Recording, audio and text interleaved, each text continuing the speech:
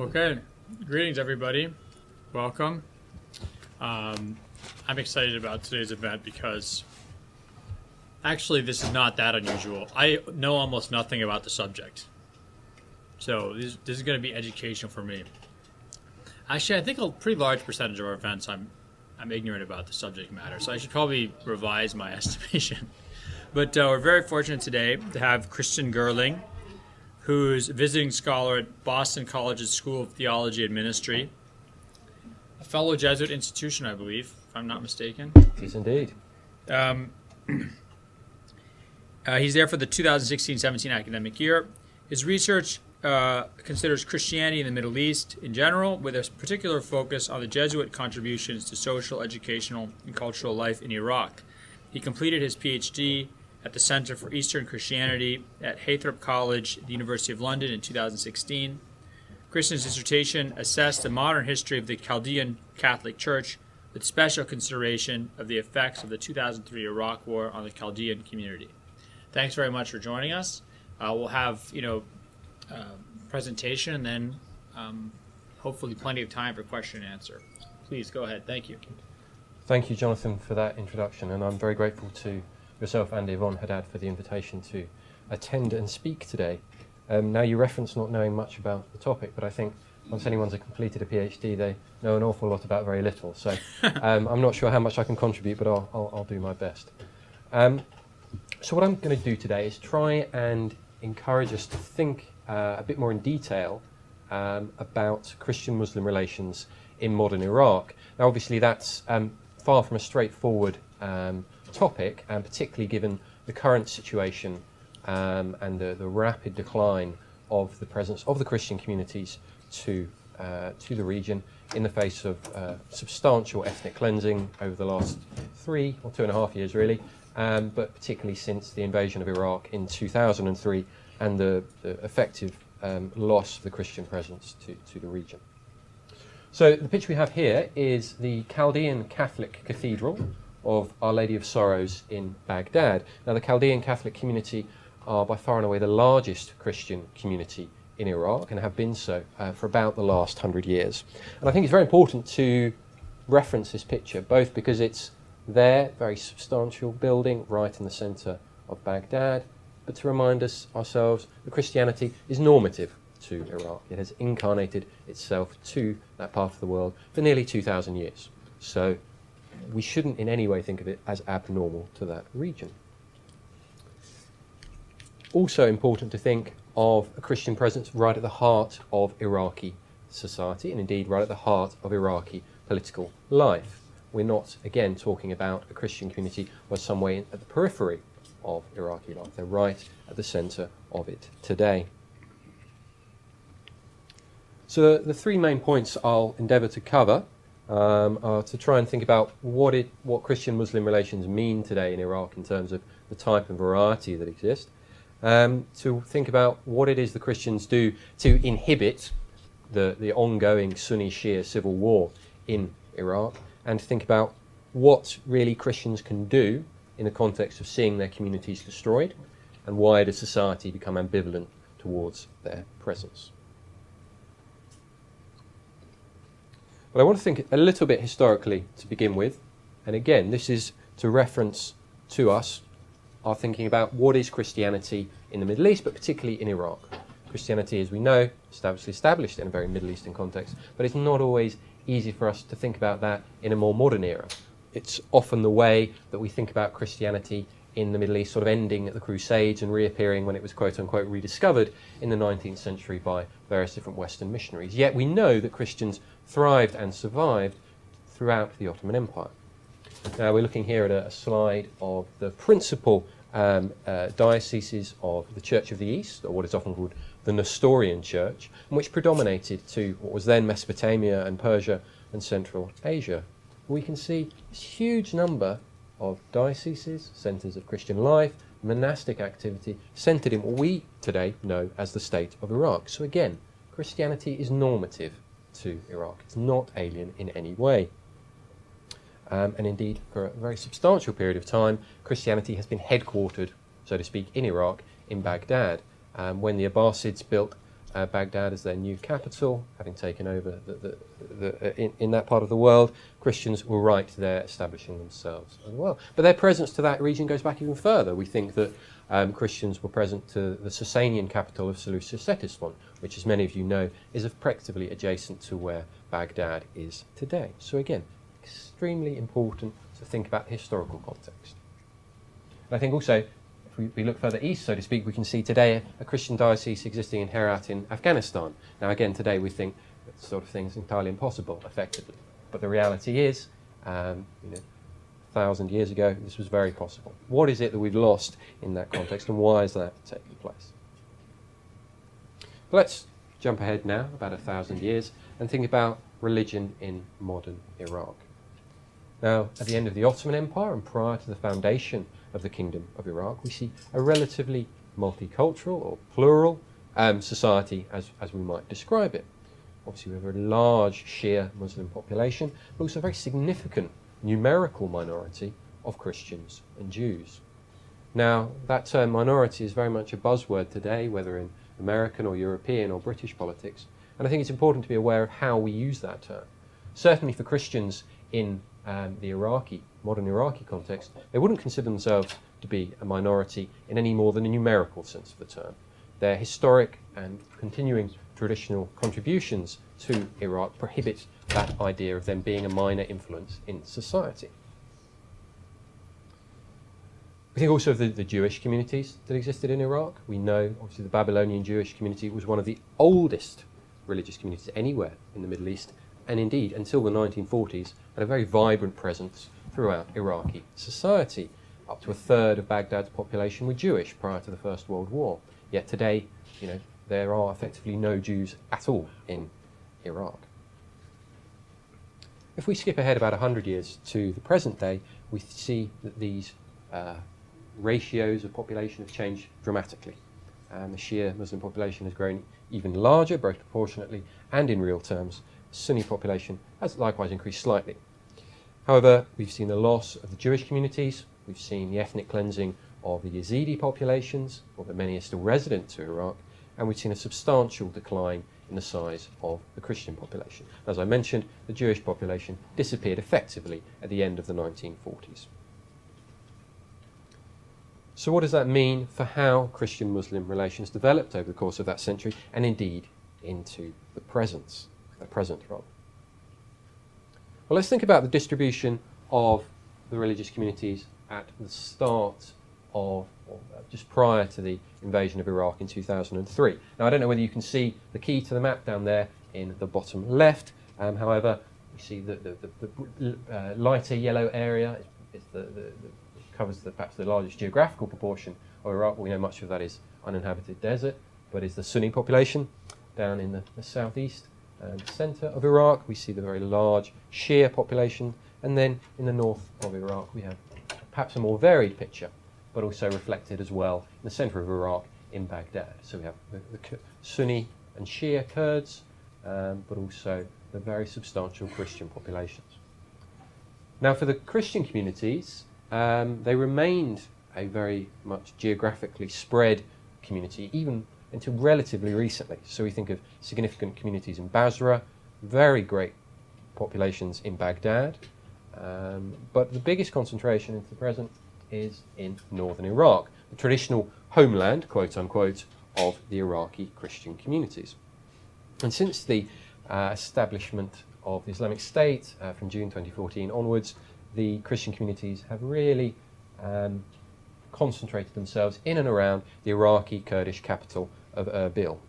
And that's seen some new developments in terms of how Christians choose to interact with which political players in the region, and they've lost that connection which they had historically with the central Iraqi government. Now, unfortunately, I don't have a map to represent what is the current situation since the invasion in 2003. So if any of you have got a time on your hands, I'm sure that'd be a very valid exercise to pursue. But we would see a relatively large shift. So we'd see the loss of those Christian populations in Baghdad, the loss of the population in the south, in Basra, and a great concentration in the north, in that big sort of multicoloured spot near the top of the map.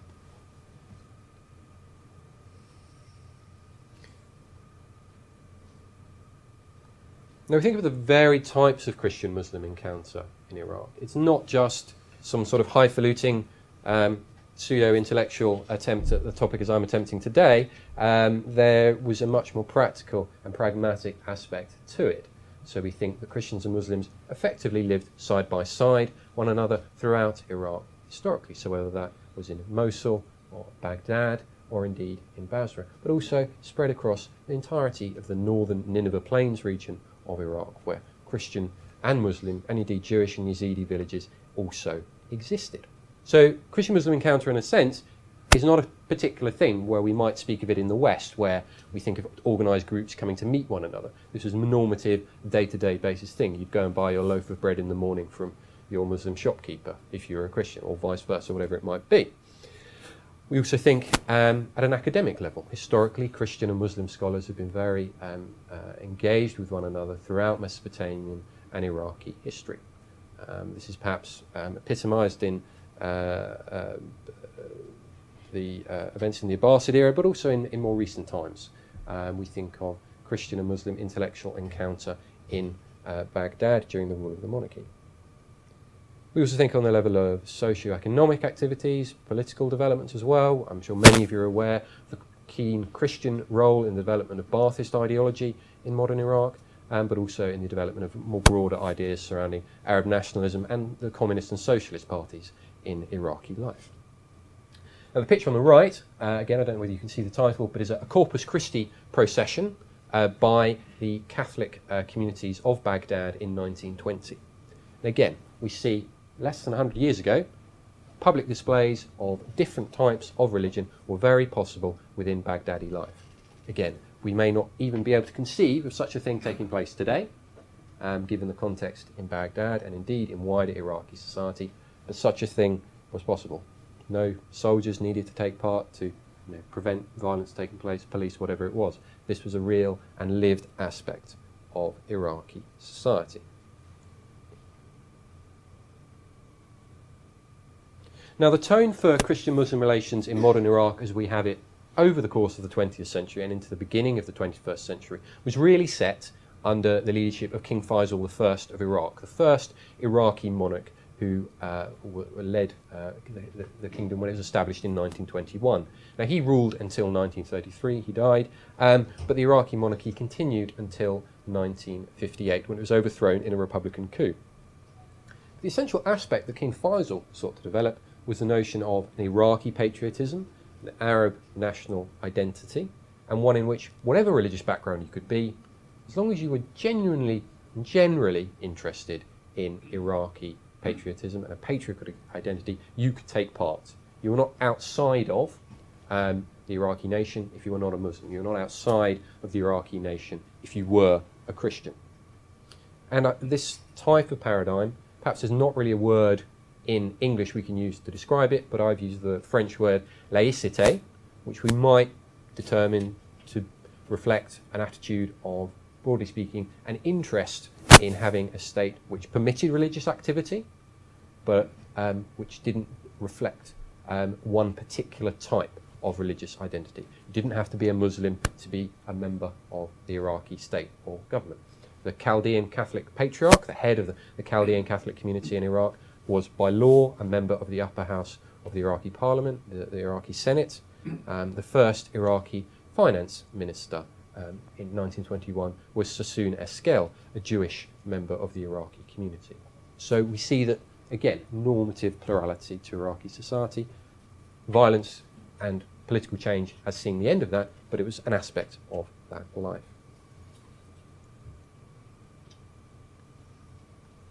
Now, I can't speak at Georgetown without referencing the role of the Jesuits, and indeed they had a very substantial role in maintaining and sustaining Christian-Muslim relations in modern Iraqi society.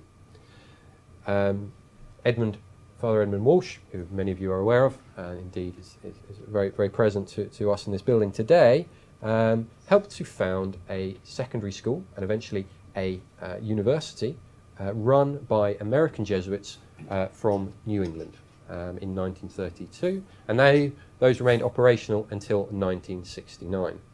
Now, again, perhaps today we can't even conceive of American Jesuits running such institutions given the context of Iraqi society, but very important institutions to the ongoing development of Iraqi life. And we see here on the right-hand side just three of many of the very important alumni who emerged from that Jesuit educational context. Two vice presidents of Iraq, and also, Ahmad Chalabi, may God rest his soul, but obviously very involved in the advance of the invasion of Iraq in 2003, I think would be fair to say. Again, reflecting of the plurality of Iraqi life at that time and the multicultural nature of society and the attraction of these Jesuit institutions, we see 50-50, roughly, Christian-Muslim split between these institutions in terms of the students. I think particularly importantly, 20% of the students were female. I don't think such an institution necessarily can be replicated and made apparent again today, but something which nonetheless it reflects on what Iraqi society once was like and perhaps could be again.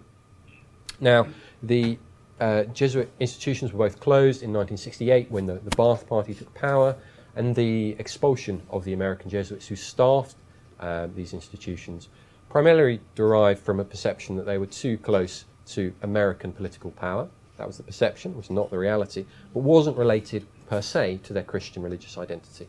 We're aware that the Ba'ath Party, and indeed under Saddam Husain, was relatively friendly and open towards the Christian presence. In Iraq, we think of the role of Tariq Aziz as a very senior member of the Ba'athist government as a Chaldean Catholic.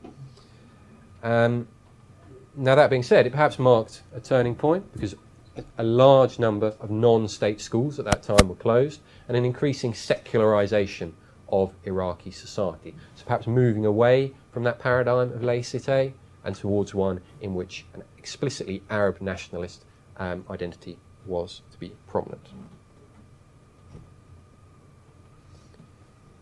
Now, as we move closer towards our own day, we think of the invasion of Iraq in 2003. Since that time, those Muslim communities, broadly speaking, who have been most active in supporting and trying to sustain the Christian population have been the Shia Muslim population. Now again, there's notable exceptions and examples of the Sunni Muslim population in Iraq trying to develop and sustain the Christian population. But broadly speaking, the Sunni population have been quite ambivalent towards the sustainment of the Christians in that part of the world.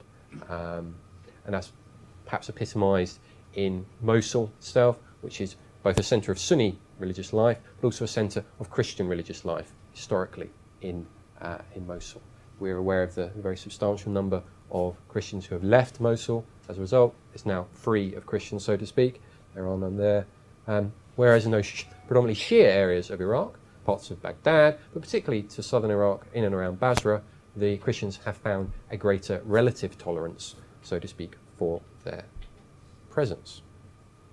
And certainly speaking with a lot of those who have engaged more closely with Islam in Iraq than I have, there's often a reference by the Christian communities that they refer to Shia as Catholic Muslims. So there's a greater sense of familiarity with their type of beliefs. Now that may be related to the Shias' tendency towards having a more hierarchical sense of order in their religious organisation, but it also may relate to their particular devotion to the Holy Family, so to speak, of Jesus and Mary within their own religious tradition. Now, since 2003, I think it's pretty fair to say that religious life in Iraq for Christians has been deplorable. There's been no opportunity for them to maintain their religious life in any sense of what might be considered a normal day-to-day life. Now, we're aware that the new constitution of Iraq theoretically guarantees religious freedom. However, the constitution also states that no law in Iraq can contradict the Sharia. So whatever that means, I'm not entirely sure. When you've got however many different Muslim communities in Iraq, however many Muslim communities with different opinions of what the Sharia is and what that dictates around the idea of religious freedom. So what may be said in practice is often not, what may be said in theory is often not the case in practice. And we see not just violence committed against the Christian population, but as I mentioned just a moment ago, a broad ambivalence to the Christian population. No one really is interested at a government level from 2003 until relatively recently, in trying to sustain the Christian population. It's a real absence of any interest whatsoever. And this is damaging not just for the Christian population, but also for the Muslim populations as well, because you're increasing the trend towards dichotomous narratives in Iraqi society. You're not thinking of an Iraqi society which is multicultural or plural anymore. You're seeing an Iraqi society which is driven by Arab-Kurdish antagonistic narratives or Sunni-Shia antagonistic narratives. And we know that spilled out in 2006 and 2007 into an open civil war. And we've seen it brought to perhaps a more horrific reality since 2014 with the rise of the Islamic State. Now, if you're a Christian and you're living in Iraq today, where do you position yourself in that context? You have no interest in a effectively theological disagreement over who should lead the Muslim religious community, who should lead the Ummah. Why should you pay any attention really to the Sunni-Shia debate? Well, you're obliged to, because there's violence going on day to day, and your wider society is being shaped by a foreign to you theological narrative. So you, as a Christian, you can't shape your own religious identity. You're constantly self-referencing to what the Muslim community is doing. The type of violence has been particularly brutal in terms of the way in which Christians have been attacked. So we think of kidnap, extortion, rape, murder, the whole range of things. High-level leaders attacked and murdered. We think of the Archbishop of Mosul. But we think this goes on at a much lower level as well. We think of the attack in 2010 on the Cathedral of Our Lady of Salvation in Baghdad. Again, just pure brutal violence. And the result, in the long term, effective eradication of the Christian communities from most of Iraq, from where they have been present for effectively 2,000 years. Those who remain, indeed, as well, are only the poor, those most determined to remain through perhaps ideological conviction. So you're draining the Christian presence, you're losing those who most likely would lead your community in the future as they emerge and enter into other societies. We think that the largest Iraqi Catholic population today, for example, resides in and around Detroit. There's also substantial populations in Australasia, San Diego, Western Europe, and Scandinavia, but very, very small Christian population remaining in Iraq today.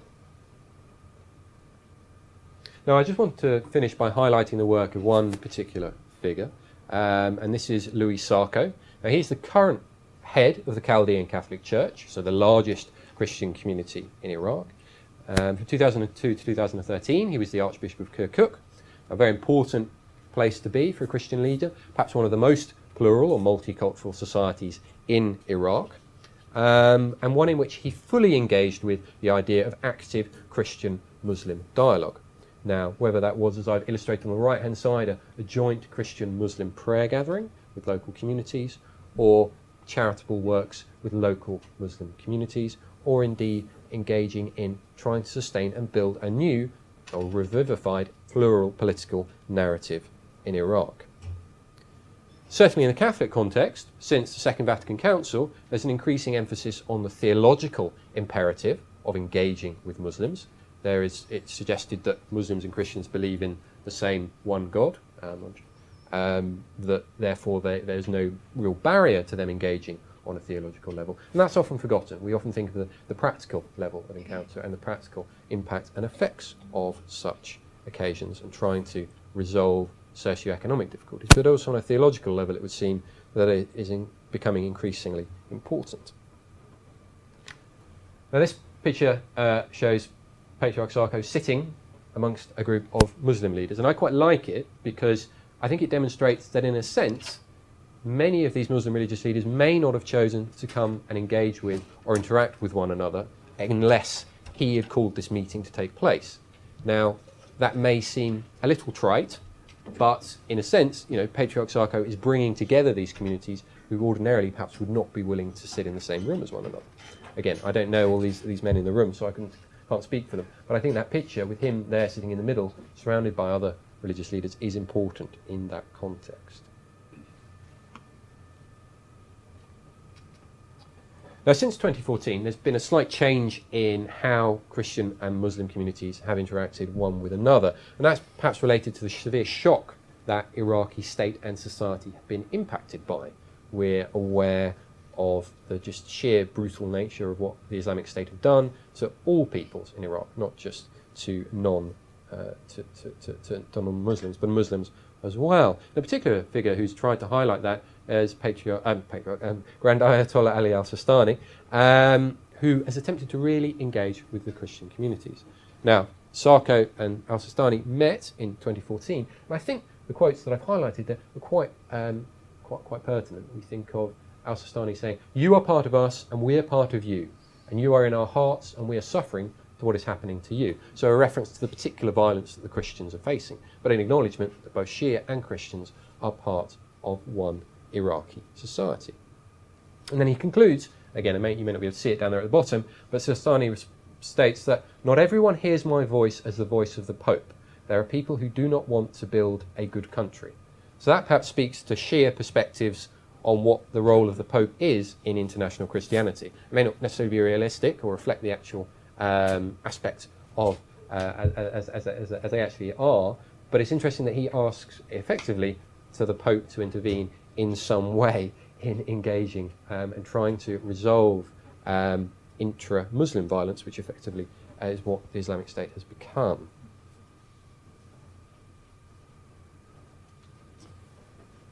Christian integration or reintegration into popular Iraqi life has also become much more substantial since the emergence of the Islamic State.